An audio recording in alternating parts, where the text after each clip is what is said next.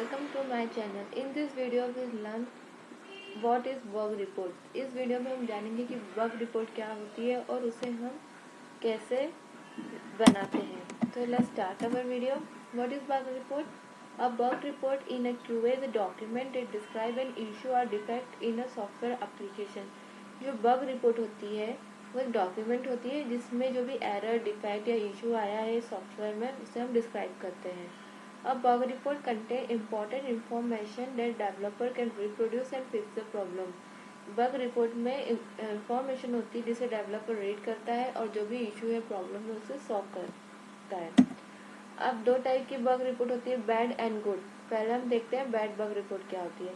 जो bad bug report होती है उसमें कोई भी इंफॉर्मेशन जो होती है वो क्लियर डिफाइंड नहीं होती है, जिससे कि डेवलपर उसे समझ नहीं पाता और प्रॉब्लम फिक्स नहीं कर पाता.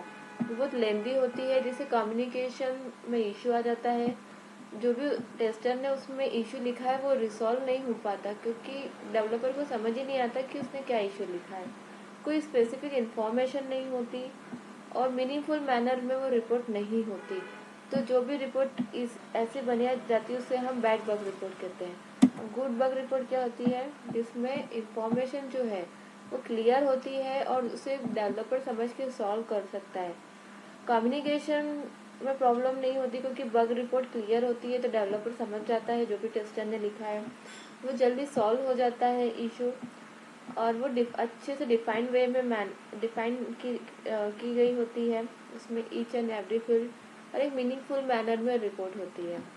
अब हम ये देखते हैं कि रिपोर्ट बनती कैसे है. तो रिपोर्ट हमेशा वर्ड में बनती है, तो उसके लिए आप वर्ड ओपन करेंगे. यहाँ मैंने टाइटल दिया है बग रिपोर्ट. इसके बाद आता है बग आईडी. अब बग आईडी आपने जब टेस्ट केसेस बनाए हैं तो वहाँ पे हम देते हैं टेस्ट आईडी. तो आप कौन सी आईडी पे वर्क करें वो आप यहाँ मेंशन कर देंगे. जैसे मेरा T2 है, मैंने T2 में मेंशन कर दिया. टेस्टर नेम मेंशन कर दिया. कब मैंने ये रिपोर्ट बनाई है उसकी डेट यहाँ मेंशन कर दी. टाइटल. अब आपको जो मॉड्यूल है, आप जिस मॉड्यूल पे वर्क कर रहे हो वो आप वहाँ मेंशन करते ही हम टेस्ट केसेस जब बनाते हैं तो उस पर हमने यहाँ मेंशन किया है कि हम इंक्वायरी फॉर्म पे वर्क कर रहे हैं. अब नीचे आता है बग डिस्क्रिप्शन.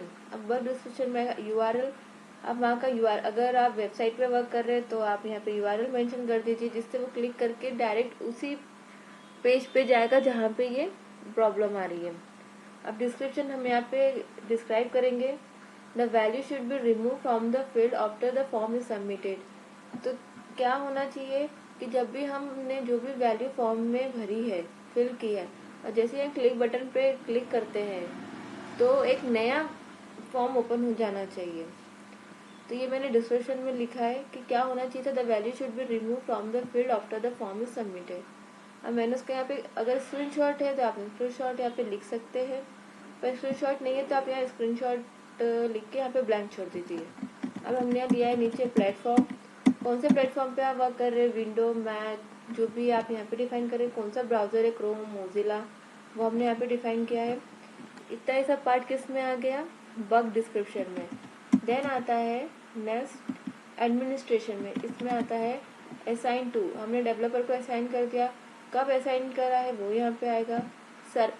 सेवेरिटी और प्रायोरिटी. अब सेवेरिटी क्या होता है, severity means the seriousness of the defect. जो भी एरर आई है वो कितनी सीरियस है, तो उसके आधार पे हम यहाँ पे मेंशन करते हैं हाई है, मीडियम है, लो है, कि क्रिटिकल है. अब क्रिटिकल कैसे होगी, जैसे आपने कुछ लॉगिन का पेज बनाया, उस पर लॉगिन का उसका फंक्शन वर्क नहीं हो रहा है तो वो क्या हो गया, क्रिटिकल हो गया कि लॉगिन नहीं हो पा रहा है. तो हम उसको यहाँ पे कर देंगे क्रिटिकल. और ये आपको डिसाइड करना है कि ये हाई है, ये क्रिटिकल है, लो है कि मीडियम है. देन आता है प्रायोरिटी. प्रायोरिटी भी हाई, मीडियम एंड लो होती है. तो हमें चेक करना है कि प्रायोरिटी में वो हाई है, मीडियम है कि लो है. इसके बाद आता है नोट, जिसमें हम स्टेप बाय स्टेप डिस्क्रिप्शन लिखते हैं. जैसे मेरा फॉर्म आप यहाँ पे स्क्रीनशॉट में देख रहे हैं. यहाँ पे पहले हमने नेम, तो मैंने लिखा फिल द नेम. मैंने यहाँ पे नंबर दिया, कॉन्टेक्ट नंबर, ईमेल, और मैं यहाँ पे आपको ड्रॉप डाउन दिखेगा, सिलेक्ट किया मैंने और फिर click on the submit button. आपने जो जैसी जैसी प्रोसेस करी वो आपको यहाँ पे स्टेप बाय स्टेप डिस्क्राइब करना है. उसके बाद हमने टेस्ट केसेस में बनाया था, वहाँ पे हमने मेंशन किया था कि result, actual result and accepted result, तो आपको वहीं से जो आपने वहाँ लिखा है वही आपको यहाँ लिखना है। जैसे मेरा एक्सेप्टेड रिजल्ट था कि मेरा जो पेज है वो फ्रेश, जो मेरा पेज है वो रिलोड होने के बाद उसका जो फॉर्म है वो फ्रेश खुलना चाहिए। बट मेरा एक्चुअल रिजल्ट क्या आ रहा है कि जो मैंने डेटा उसमें ऑलरेडी फिल किया था वो उसी डेटा के साथ में वापस ओपन हो रहा है। तो ये थी पूरी बग रिपोर्ट कि बग रिपोर्ट कैसे बनाई जाती है।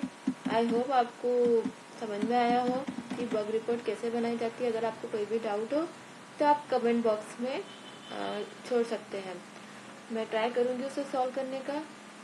Thank you for watching my video. I hope you like my video. Please like and subscribe my channel.